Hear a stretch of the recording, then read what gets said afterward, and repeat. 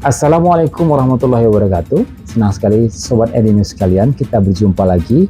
Hari ini saya akan menyampaikan informasi-informasi yang cukup penting seputar arus mudik dan juga arus balik nanti insya Allah. Nah, ada beberapa hal dari aspek kesehatan yang perlu kita waspadai di dalam terutama mengendari kendaraan saat kita sedang melakukan arus mudik. Nah, kita sering mengalami apa yang kita sebut dengan tertidur saat mengendara atau lebih kerennya dikenal dengan nama microslip.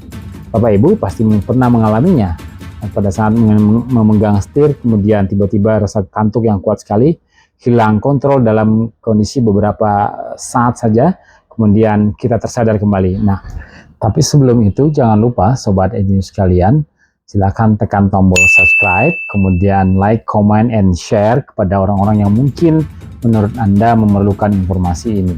Tonton terus video ini sampai dengan selesai, mungkin ada informasi-informasi penting yang akan sangat bermanfaat bagi Anda. Anda mungkin pernah mengalami ataupun pernah melihat kejadian sebagaimana yang di video ini.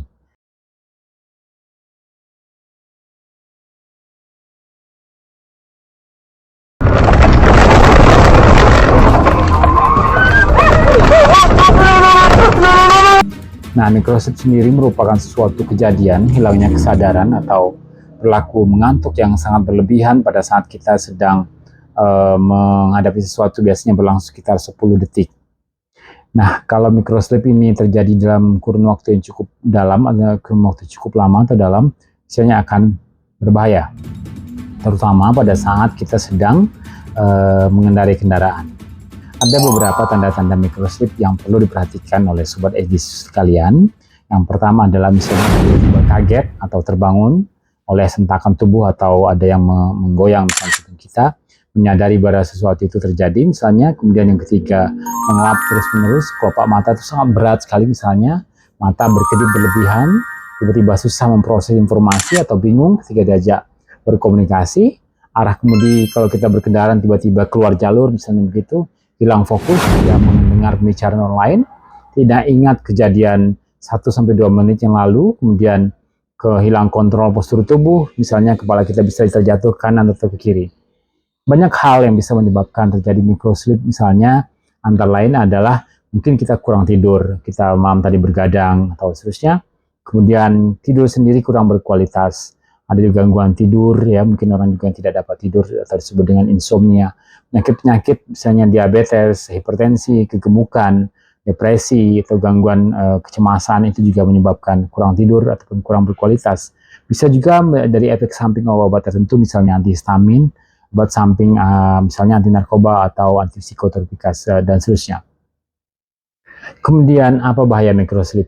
Misalnya microslip terjadi pada saat kita sedang di rumah, misalnya itu tidak akan berpengaruh apa-apa, tetapi yang paling berbahaya adalah pada saat kita sedang mengendarai kendaraan. Nah, inilah yang mungkin akan coba saya jelaskan secara detail kepada Sobat Edinus sekalian. Mungkin saja Sobat Edinus sekalian punya pengalaman lain, silahkan komen pada kolom komentar, mudah-mudahan juga bermanfaat buat teman-teman kita, ya para pemirsa sekalian, yang juga saat ini sedang mengendara ataupun mudik bersama keluarga.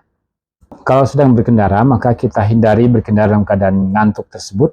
Jika kita sedang berkendara seorang diri, lakukan beberapa hal sebagai berikut. Misalnya, kita melakukan mendengar musik ya dari audiobook, segera menepi kalau memang misalnya mengantuknya sudah sangat berlebihan.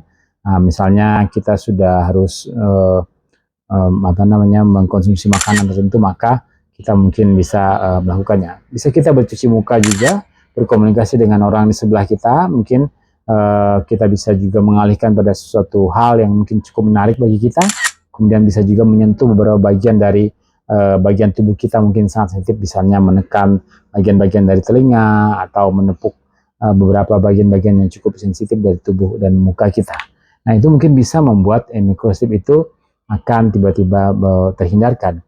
Tapi kalau memang pun harus kita meminum misalnya obatan energy drink dan seperti itu, disarankan jangan terlalu banyak karena juga akan berakibat berefek samping terhadap kemampuan ginjal ya untuk menyerap beberapa komponen-komponen yang mungkin kalau dikonsumsi dalam keadaan yang berlebihan, maka itu akan berbahaya bagi tubuh kita.